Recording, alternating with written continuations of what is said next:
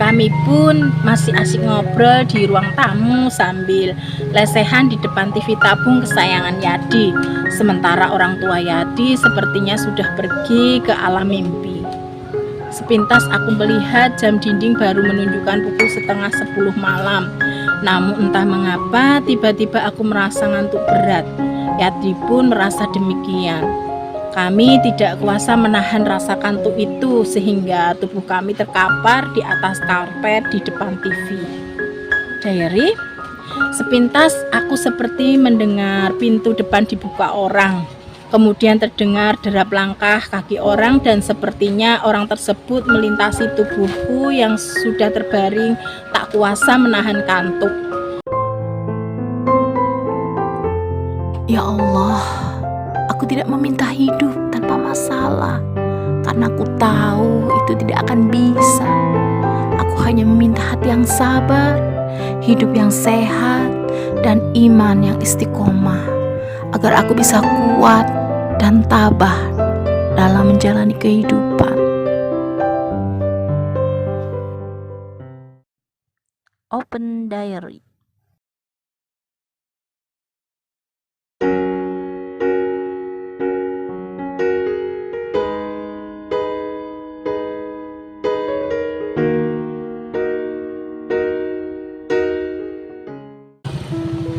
Assalamualaikum warahmatullahi wabarakatuh. Halo Elin Story Lovers, apa kabar kalian hari ini?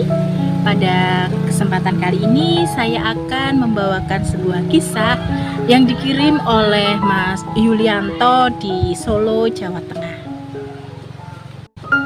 Diary, waktu itu sekitar tahun 1993, aku masih duduk di bangku SMA kelas 2. Aku tinggal di sebuah desa di wilayah Solo, Jawa Tengah. Untuk menuju ke kota Solo dibutuhkan waktu sekitar 30 menit naik sepeda motor. Adalah Yati, sahabat karibku di kampung. Rumah kami bersebelahan, hanya berjarak sekitar 10 meter. Sejak kecil kami selalu main bersama, bahkan sejak SD hingga SMA kami menuntut ilmu di sekolahan yang sama. Seperti anak-anak kampung pada umumnya, sepulang sekolah aku dan teman-temanku di kampung biasanya bermain bersama. Kadang kami juga membantu orang tua, khususnya jika musim panen tiba. Menjemur padi di pinggir jalan sudah menjadi pemandangan umum di kampungku jika musim panen tiba. Jika malam tiba, kadang aku main ke rumah Yadi, sekedar cari hiburan dengan nonton TV. Karena waktu itu belum banyak warga yang memiliki televisi, termasuk orang tuaku. Hanya pesawat radio saja sarana hiburan yang aku miliki. Ya, harap maklum, kebanyakan warga di desaku pekerjaannya sebagai petani. Di lingkungan RT ku saja baru orang tua Yadi yang memiliki televisi. Itu pun masih televisi tabung hitam putih. Kebetulan selain bertani, ayah Yadi juga berprofesi sebagai seorang guru PNS di sebuah sekolah dasar di desaku. Sehingga kehidupan keluarga orang tua Yadi memang sedikit maju dibanding warga yang lain. Namun entah mengapa selepas lulus SMA Yadi tidak mau meneruskan ke bangku kuliah. Padahal orang tuanya mampu dan dia adalah anak tunggal. Yati lebih memilih bertani dan tinggal di kampung. Sepertinya dia enggan untuk meninggalkan kampung halaman. Sementara aku berbekal uang hasil tabungan dan menjual kambing serta restu dari orang tuaku, nekat meneruskan studi ke bangku kuliah di kota Jogja. Diary, dan alhamdulillah tidak sampai 5 tahun aku bisa menyelesaikan studiku di bidang komputer, jenjang program sarjana. Setelah lulus, orang tuaku meminta aku agar mencari kerja di kota Solo dan tinggal di rumah. Bukan tanpa alasan, adikku yang perempuan kebetulan sudah menikah dan ikut suaminya sehingga orang tuaku merasa kesepian. Kebetulan ada sebuah perguruan tinggi di kota Solo yang sedang membuka rekrutmen tenaga IT, dan aku pun tidak menyia-nyiakan kesempatan itu. Lamaran segera aku kirimkan. Mungkin berkat doa kedua orang tuaku, alhamdulillah aku diterima kerja di sana. Aku pun merasa senang bisa sering kumpul lagi dengan teman-teman di kampungku, karena sebagian besar dari mereka memang tidak melanjutkan studi setelah lulus SMA. Sama seperti Yadi, mereka memilih untuk bertani. Ya, TV-mu masih awet juga, tidak kamu ganti dengan yang baru?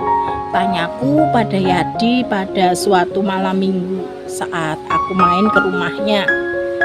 Enggak lah Yul, ini TV kenang-kenangan sejak aku kecil, jawab Yadi. Sekarang kan sudah era milenium Yud, minimal gantilah dengan TV berwarna, kataku lagi. Buat apa Yul, toh siarannya sama, cuma beda warna gambarnya saja, sahut Yadi. Kami pun masih asik ngobrol di ruang tamu sambil lesehan di depan TV tabung kesayangan Yadi. Sementara orang tua Yadi sepertinya sudah pergi ke alam mimpi. Sepintas aku melihat jam dinding baru menunjukkan pukul 9:30 malam. Namun entah mengapa tiba-tiba aku merasa ngantuk berat. Yadi pun merasa demikian. Kami tidak kuasa menahan rasa kantuk itu sehingga tubuh kami terkapar di atas karpet di depan TV. Diary, sepintas aku seperti mendengar pintu depan dibuka orang. Kemudian terdengar derap langkah kaki orang dan sepertinya orang tersebut melintasi tubuhku yang sudah terbaring tak kuasa menahan kantuk. Ingin sekali aku membuka mata dan menggerakkan tubuhku, namun tubuhku rasanya seperti lemas tak berdaya, tidak kuasa untuk bergerak. Hingga akhirnya aku tak sadarkan diri dan terbawa ke alam mimpi. Diary, keesokan paginya aku terbangun. Jam dinding di ruang tamu Yudi menunjukkan pukul 6 pagi. Aku mencoba mengingat kembali kejadian tadi malam. Aku perhatikan sekeliling ruangan, sepertinya ada yang aneh dengan ruang tamu rumah Yadi. Beberapa barang berantakan dan pintu rumah terbuka lebar. Namun kulihat Yadi masih tertidur pulas. Aku pun segera membangunkannya. Yadi, bangun Yat, sudah siang, kataku seraya menggerakkan tubuh Yadi. Yadi pun menggeliat dan beberapa saat kemudian membuka matanya.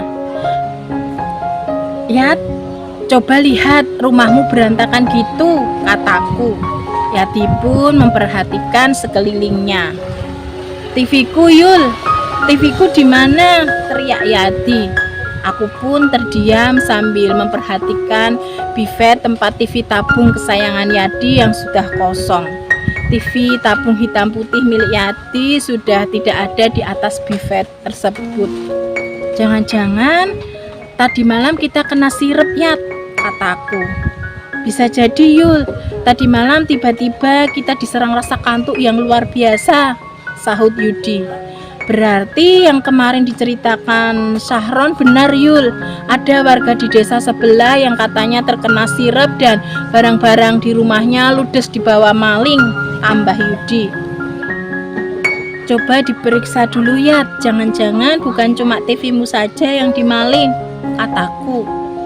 Kami pun memeriksa kondisi rumah Yadi dan benar, tidak hanya TV tabung yang dibawa maling, beberapa barang berharga dan juga barang pecah belah yang ada di ruang dapur juga ikut digondol maling.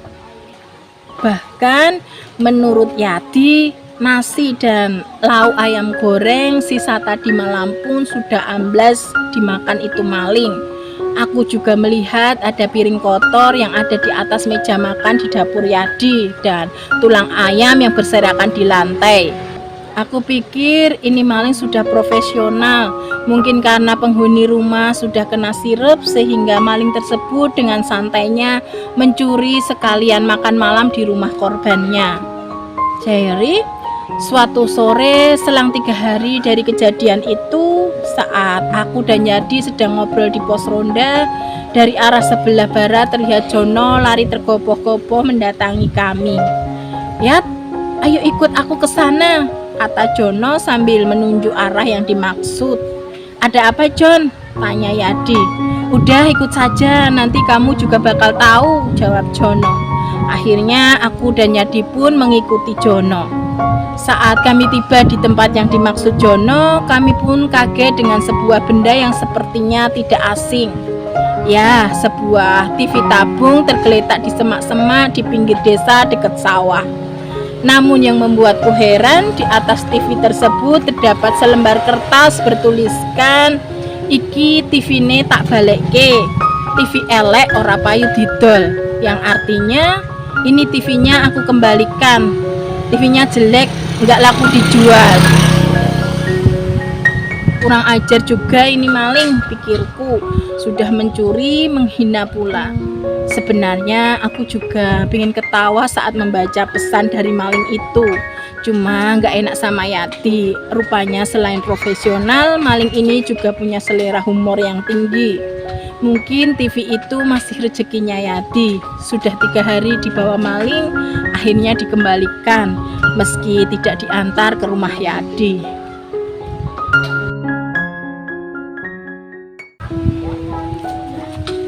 Demikian sebuah kisah yang dikirim oleh Mas Yulianto di Solo, Jawa Tengah.